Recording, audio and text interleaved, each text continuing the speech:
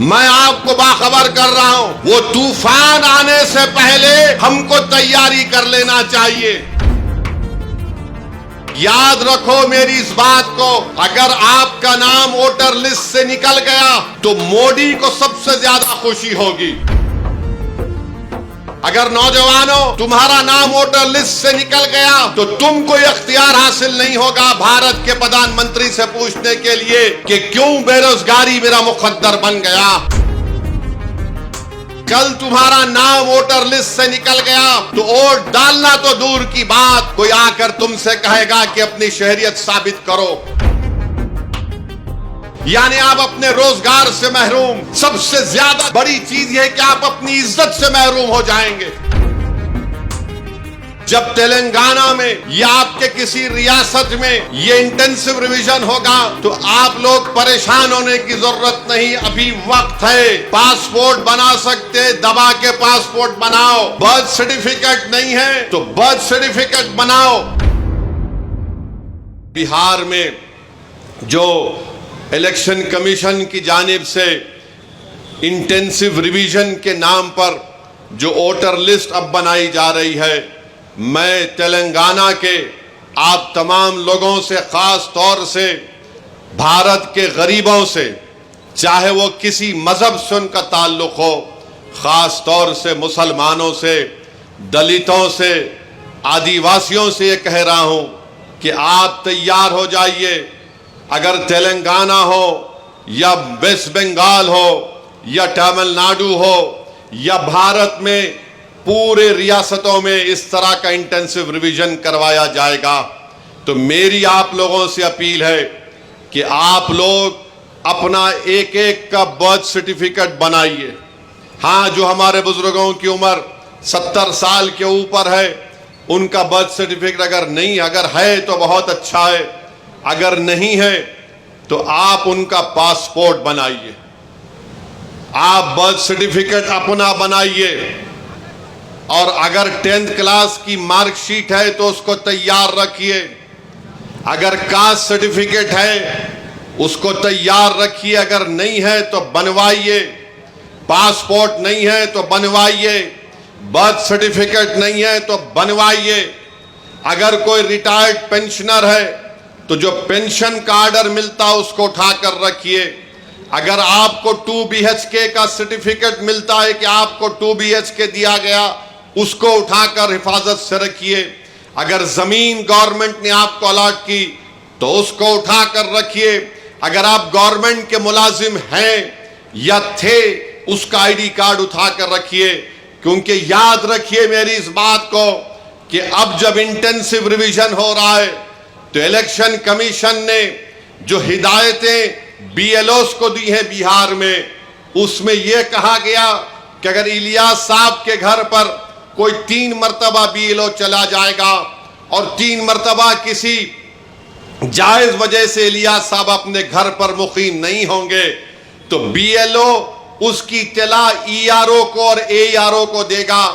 और ये AERO और ERO को इख्तियार हासिल है कि वो 1955 के सिटीजनशिप एक्ट के तहत उन तमाम ओहदेदारों को इत्तला देना के लिए साहब शायद भारत के नागरिक नहीं है, तो ये सिटीजनशिप का मसला पैदा हो जाएगा। तेलंगाना में भी इंटेंसिव रिवीजन होगा, बल्कि पूरे मुल्क में होगा। मैं आज यहां बोधन की सरजमीन से खड़े होकर उन तमाम भारत के गरीबों को कह रहा हूं, उन दलितों को, आदिवासियों को और मुसलमानों को कह रहा हूं कि आपको नंबर 1 अपना बर्थ सर्टिफिकेट बनाना है। 10th क्लास अगर किसी ने किया तो मार्कशीट तैयार रखना है।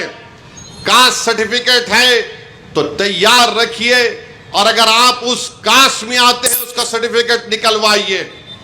आपके पास अगर गवर्नमेंट की स्कीम का दिया हुआ 2 BHK का सर्टिफिकेट है तो उसको उठाकर रखिए। ये इसलिए कह रहा हूं कि 10 डॉक्यूमेंट की बात जो इलेक्शन कमीशन ने बिहार में की वो यही 10 डॉक्यूमेंट हैं।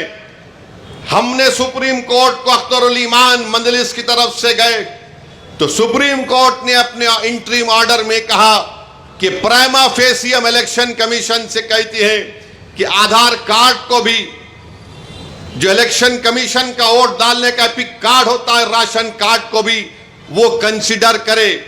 तो ये जरूरी है, याद रखिए, जब तेलंगाना में या आपके किसी रियासत में ये इंटेंसिव रिवीजन होगा तो आप लोग परेशान होने की जरूरत नहीं, अभी वक्त है।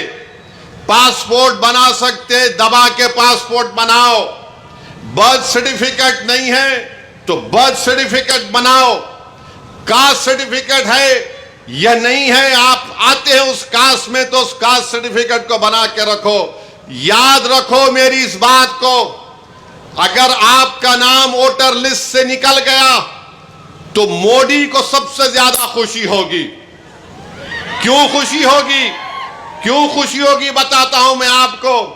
आपका नाम जब तक वोटर लिस्ट में रहा, जैसा हम अब मोदी से सवाल कर रहे हैं, बताओ गरीब गरीब क्यों होते जा रहा है और दौलतमंद दौलतमंद क्यों हो रहा है, तो मोदी ये नहीं चाहते कि कोई उनसे सवाल करे। अगर नौजवानों तुम्हारा नाम वोटर लिस्ट से निकल गया तो तुमको इख्तियार हासिल नहीं होगा भारत के प्रधानमंत्री से पूछने के लिए कि क्यों बेरोजगारी मेरा मुकद्दर बन गया। और जिस तरीके से बार बार ये कहा जा रहा है कि फुला इलाके में बांग्लादेशी है, फुला इलाके में रोहिंग्या म्यांमार के लोग हैं, फुला इलाकों में नेपाली लोग आके बस गए, ये सब तैयारियां की जा रही हैं। मैं आपको जिम्मेदारी से बाखबर कर रहा हूं। ये जज्बात में लाने के लिए, ये डराने के लिए नहीं कह रहा हूं। ऑन रिकॉर्ड कह दिया गया कि पूरे भारत में इंटेंसिव रिवीजन होगा। और तेलंगाना में जो लास्ट इंटेंसिव रिवीजन हुआ था, मेरे ख्याल से अगर मेरा हाफिजा सही है तो 2007 में या फिर 2002 में हुआ था। मगर ये चीज की तैयारी करके रखिए। मैं भी रशादी साहब से बात कर रहा था कि हमको अनकरीब में तेलंगाना में एक हमारे सदर साहब की मौजूदगी में, उनकी क़यादत में एक मीटिंग करके हम तमाम तंजीमों के जिम्मेदारों को बुलाकर हम उनसे अपील करें, बल्कि हर जुमे के खुतबे से पहले जो लोग मस्जिदों में वाज करते हैं या बयान देते हैं, मेरी आपसे भी अपील है कि आप लोगों को बाखबर करिए। ये साजिशें की जा रही हैं। कल तुम्हारा नाम वोटर लिस्ट से निकल गया तो वोट डालना तो दूर की बात, कोई आकर तुमसे कहेगा कि अपनी शहरियत साबित करो। फॉरेनर्स ट्रिब्यूनल को भिजा दिया जाएगा, उसका भी एक प्रोसीजर है। पहले एसपी बॉर्डर को बोला जाएगा, एसपी बॉर्डर लेटर लिखेगा मिनिस्ट्री होम अफेयर्स को, वहां पर 3 ऑफिसर के दस्तखत के बाद आपका मुकदमा चलेगा। यानी आप अपने रोजगार से महरूम। सबसे ज्यादा बड़ी चीज यह कि आप अपनी इज्जत से महरूम हो जाएंगे। लोग आपको उंगली उठाकर बोलेंगे अरे इसका नाम वोटर लिस्ट से निकल गया, यह भारत का शहरी नहीं है। इसीलिए आप याद रखो, अभी से मैंने जो बात कही उस पर अमल करने की कोशिश करिए। मेरे दुश्मन बहुत हैं, मुझसे इख्तलाफ करने वालों की भी तादाद बहुत ज्यादा है, क्योंकि भारत के अगर कोई लैला है तो उसका नाम असदुद्दीन ओवैसी है। मुझसे बहुत चाहने वाले हैं, मगर उसकी परवाह मत करो। मैं तुमको बाखबर कर रहा हूं, मैं आपको बाखबर कर रहा हूं। वो तूफान आने से पहले हमको तैयारी कर लेना चाहिए। साजिश करने वाले की साजिश में उसको नाकाम करने के लिए हमको आज से तैयारी करना पड़ेगा।